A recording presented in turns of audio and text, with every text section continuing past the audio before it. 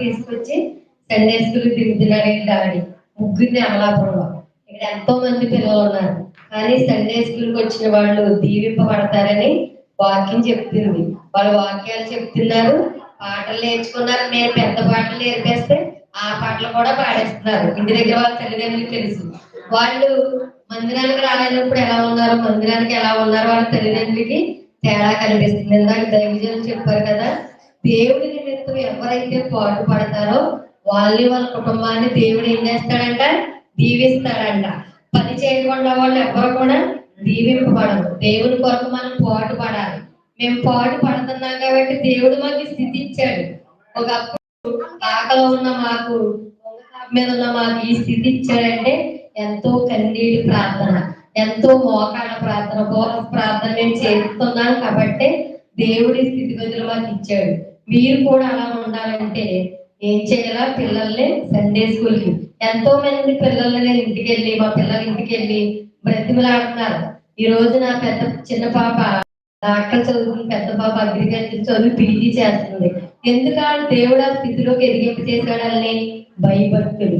చిన్ననాటి నుంచి సండే స్కూల్లో ఎదగాలి, భయభక్తులతో ఉండాలి. అప్పుడు మన పిల్లలు దేవుడు ఏం చేస్తాడంట, ఎక్కలేనంత ఎత్తేలు కొండలను ఎక్కిస్తాడు.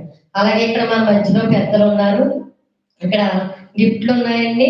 అలాగే పిల్లలు ఇక్కడే కానీ నేను ఏ ఊరు వెళ్ళినా సేవా పరిచయంలో ఒక 20 గ్రామాలకి, అంటే నేను ఈ పరిసర ప్రాంతాల అమలాపురంలో ఎక్కడికి వెళ్ళినా ప్రతి పిల్లలకి నేను సండే స్కూల్ చెప్తాను. గున్నేపల్లి, బట్లపాలెం, పేరూరు, వేంబద్రిపాలెం, పేరూరుపేట, గాంధీనగర్, రజిగిపేట, అలాగే దేవర్లంక, ఇవన్నీ కూడా నేను అందరినీ, చిన్నపిల్లలు ఇలాంటి వాళ్ళు ఎంతో మందికి సండే స్కూల్ చెప్పి ఇప్పుడు వాళ్ళందరికీ పెళ్లిళ్ళు కూడా అయిపోయిన సండే స్కూల్ స్టూడెంట్లకి. కాబట్టి మనం ఎలా ఉండాలంట, సండే స్కూల్ చెప్తే మా పాస్టర్ గారు చెప్పారు, ఈ రోజు నేను ఇలా దీవింపబడ్డాను. బేబీ గారు కుమార్తె ఉంది ఇక్కడే మన సంగబిడ్డ, వెనక్కి వెళ్ళిపోయేదాన్ని. నేను సండే స్కూల్ చెప్పడం వల్ల ఈ రోజు ఆ బిడ్డ దీవింపబడ్డారు. కాబట్టి మనం అలా ఉండాలి. ఇక్కడ పేరు చదువుతున్నాను. అలాగే బాయ్స్ స్కూల్ నుంచి వచ్చిన బ్రదర్ గారు పిల్లలకి ఎప్పుడు కూడా ఆయన గిఫ్ట్స్ ఇస్తా ఉంటారు. అలాగే మా తమ్ముడు కాకినాడ పిల్లలకి గిఫ్ట్లు సండే స్కూల్ పిల్లలు కొనుక్కొచ్చారు. మా తమ్ముడు బ్రదరు, అలాగే బాయ్స్ స్కూల్ నుంచి బ్రదరు, వాళ్ళు కూడా గిఫ్ట్స్ కొనుక్కొచ్చారు. కాబట్టి ఇక్కడే కాదండి, గున్నేపల్లి నుంచి మరి వాళ్ళు రాలేదు, అక్కడ కూడా నేను మా గిఫ్ట్స్ ఇవ్వాలి. అక్కడ కూడా పిల్లలు డ్యాన్స్ వేస్తారు. మన సంవత్సరం వాళ్ళందరూ వచ్చి చేశారు ఇక్కడ. అక్కడ కూడా క్రిస్మస్ జరిగితే అప్పుడు అక్కడ ఉన్న గిఫ్ట్లు కూడా అక్కడ పంచి పెడతాం.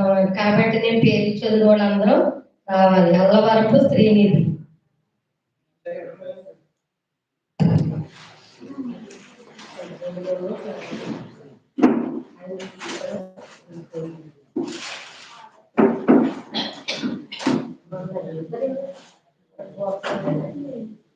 మన మధ్యలో ఉన్నటువంటి అన్నయ్య ఉన్నారు.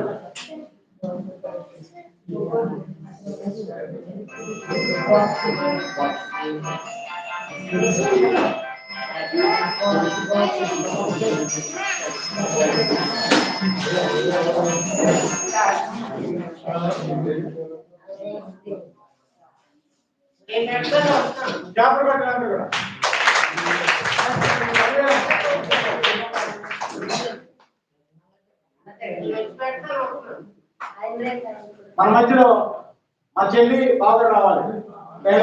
లేదా మనండి మిమ్మల్ని చూడాలి, మీకు ప్రార్థన చేస్తారు. ఒక మాట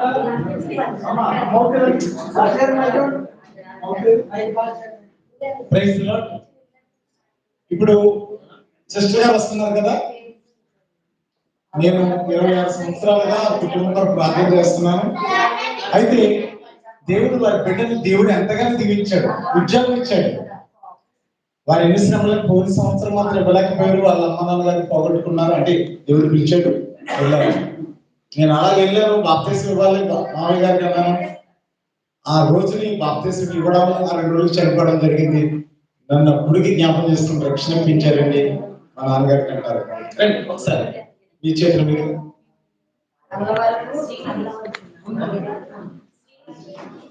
శ్రీవర్షిని.